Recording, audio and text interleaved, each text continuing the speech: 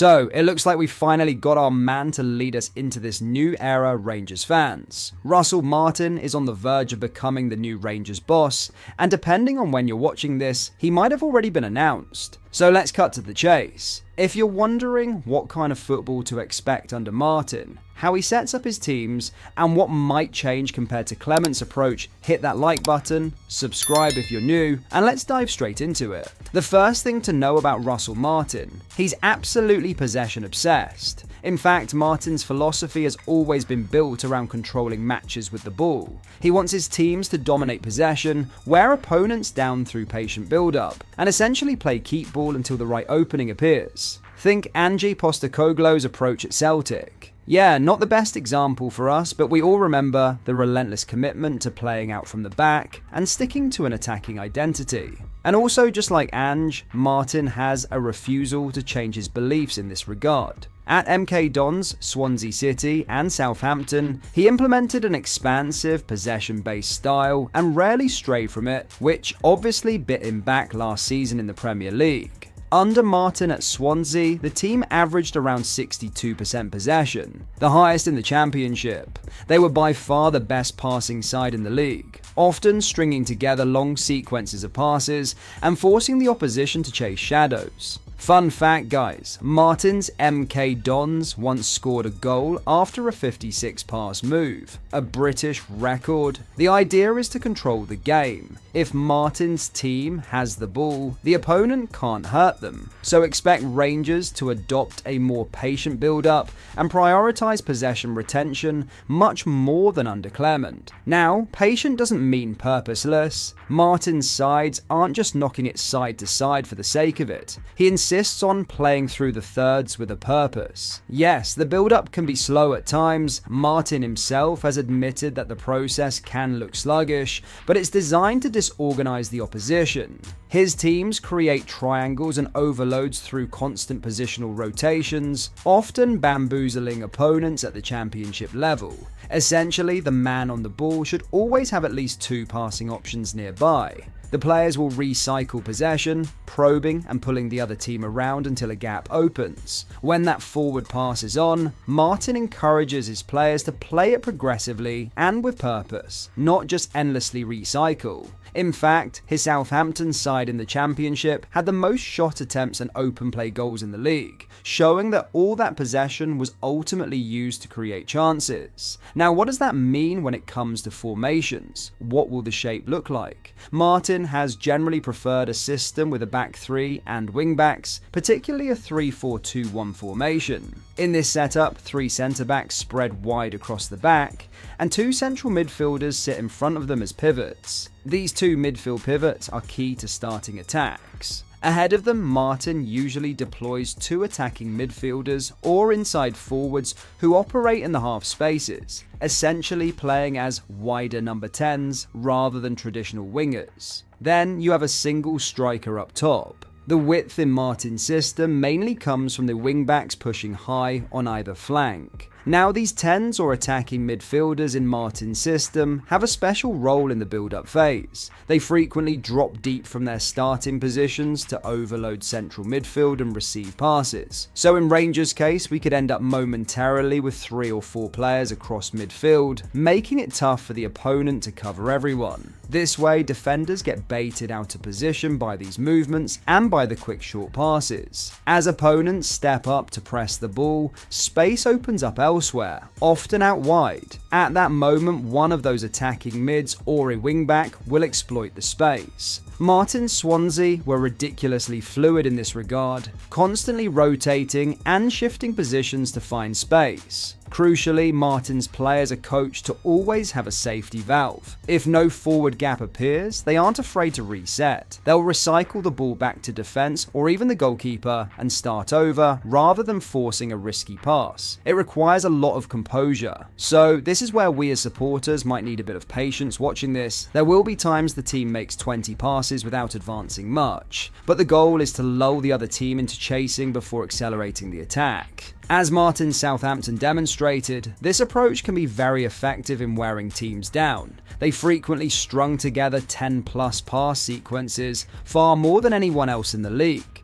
Now, keeping all this in mind, not having the ball in today's the game has become as much as important as having it. So, what about when Rangers do not have possession? Well, Martin's approach is also about winning the ball back as quickly as possible to resume that possession he loves to have. His teams typically press with intensity, often high up the pitch. At Swansea, as soon as they lost the ball, you'd see a swarm of players chasing to win it back immediately. Martin employed a kind of man-oriented pressing system. Each player would quickly close down their designated opposing player, aiming to disrupt the other team's rhythm. The goal is to prevent the opposition from launching quick counters and to recover the ball in dangerous areas. Now, this is one area where we might notice a stark difference from Philippe Clement's approach. Under Clement, Rangers weren't a passive team by any means. We did press and work hard, but Clement showed a bit more pragmatism in certain games. For instance, in an Old Firm matchup, Clement set Rangers up in a mid-block to prevent Celtic from playing through us. He was willing to have the team drop off, stay compact, and invite Celtic to break us down, focusing on defensive shape. Martin, on the other hand, is far less likely to play it safe with a mid-block in big games. He's an attack-minded coach who believes in proactive football. Stephen Naismith, who knows Martin well, even noted that as a coach, Martin is the opposite of what he was as a player. Martin was a defender by trade, but as a manager, he's all about front foot, forward-thinking football. That boldness could mean Rangers pressing Celtic high and trying to dominate possession against them rather than sitting back. It's an exciting prospect, though it does come with risks. Speaking about changes, and if you haven't caught this yet, we might see some big changes with Martin's arrival compared to Clement's era. Firstly, formation and width. Clement mostly used the back four at Rangers, often a 4-2-3-1 or similar. That meant traditional fullbacks like Tavernier and Barisic in a line of four, and wingers providing width up front. Under Martin, we'll likely see a back three with wingbacks, and those classic wingers might turn into more inside playmakers. But let's clear some things up. Martin is not as rigid as Manchester United's Amorim, for example, especially when it comes to formation. So we might still play in a back four next season. Second thing is speed against patience. Clement's game plans, especially in domestic matches, certainly aim to dominate the ball too. After all, we often had plenty of possession under him. However, Clement was not as stubborn about possession for its own sake. If a direct pass or a quicker transition was on, Clement's Rangers would take it. We saw a mix of approaches, sometimes building from the back, other times going more direct when needed. Martin, by contrast, is far more ideologically committed to the slow, patient build-up every single time. Where Clement might have told the centre-backs, if in doubt, go long or play it safe, Martin will tell them, keep passing even under pressure.